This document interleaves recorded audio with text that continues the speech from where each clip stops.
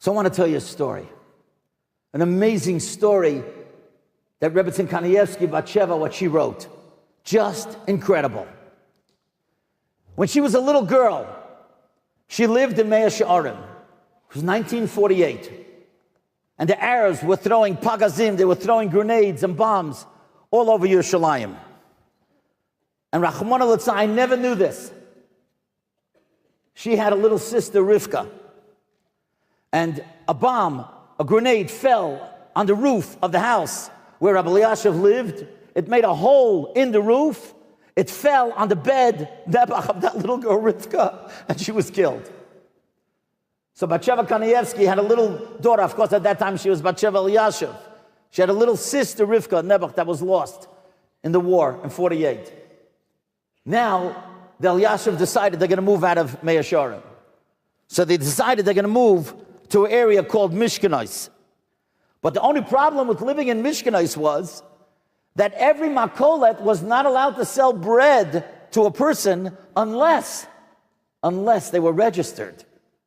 The Elyashiv family was not registered in Mishkanais. They were registered in Mea She'arim. So who's going to Mea She'arim to the makolet to get bread? So Batsheva Elyashiv at that time, she said she'll go. So her Zayda, Rabbi Aryeh Levine, said, I'm not letting you go alone. I'll go with you. And listen to this. Something else that we could absorb in our lives. As they were walking, she writes, my Zayda a whole time was saying the capital of Yoshev B'Seiser, which is known as Shir Shel Pigoim, the Shir that protects us from terrible things happening. And he kept on saying it as they were walking, and then suddenly they passed by a hospital. And Rabbi Levine said, Sheva, you go alone. Go to the store. I have to go into the hospital. She said, Zayda, why are you leaving me alone? And you're going into the hospital. Listen to what he said. He said, first of all, I have to go be Mavaka Chayla. And even more than that, there are many people, Nebuch, that died. They're going to make a mass grave, and they're going to put all these people on one grave, and they're going to be so rushed they won't even write down who these people are. I want to go and I want to write down the name of every man that died so his wife won't be an aguna. Could you imagine?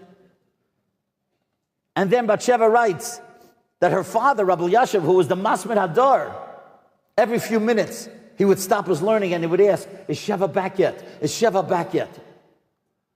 Baruch Hashem, she made it, and everything was fine. But I learned a great lesson here. I learned the lesson that Yoshev B'Seiser is a very important capital to say.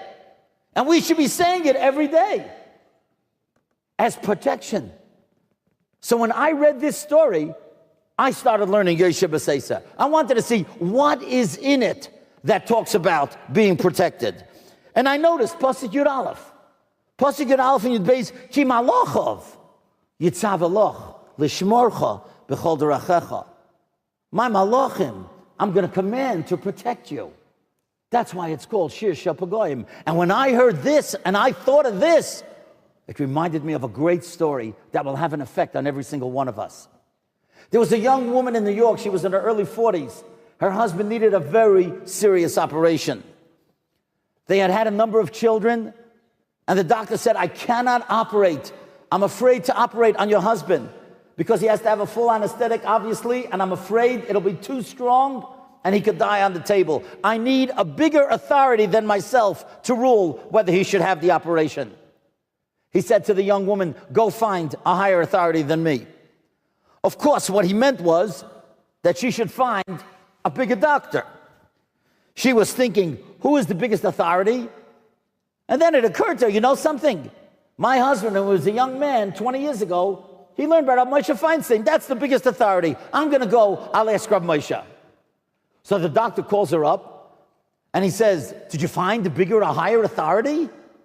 And he's waiting for an answer. Which doctor from which university or which hospital? She said, yeah, I found. He says, who? Which doctor? She said, well, it's not a doctor, it's a rabbi. He said, I don't believe it. What do you mean? A rabbi is going to rule whether I should make an operation? A rabbi who has no medical background? She said, listen, I trust him. My husband studied in his school, and I'm going to ask him. He said, do you mind if I go with you? I can't believe this. I've got to see this myself, how a rabbi is going to rule whether a person should have an operation. So she goes, the doctor goes, and her father goes. And they go to Rabbi Moshe's house in the Lower East Side, and they tell him the whole situation. Rabbi Moshe gives tremendous cover to this doctor. And he's asking him all the questions about his illness and the danger of the operation. And then Rabbi Moshe is trying to remember who this fellow was. She said he learned in the yeshiva 20 years before, but he didn't keep up with Rabbi Moshe. So finally she says, Rosh Yeshiva, I have a picture of what he looked like when he was learning at First Yerushalayim. So Rosh Yeshiva says, please, let me see the picture. And he takes a look at the picture, and suddenly he recognizes the boy. And he starts crying. And when he starts crying, the doctor turns to the woman and said, now I understand why he can make such a decision. And listen to what Rabbi Moshe said. Rabbi Moshe said he should have the operation, but he should make a Kabbalah that from now on he will always say brachas out loud, so that people should say Amen. And he should have other people say brachas out loud, so he will say Amen. And listen what Rabbi Moshe said, it would sound like a Hasidic Rebbe. He said, Amen, Aleph, Mem, Nun is equal 91. The word malach, angel, a protective angel, is equal 91. Mem, Lamed, Aleph, Chof. He said every time you say Amen out loud, you create a new malach, and that malach will protect him. And the man had the operation, and he lived for another 6 years. And maybe that's what we should undertake tonight.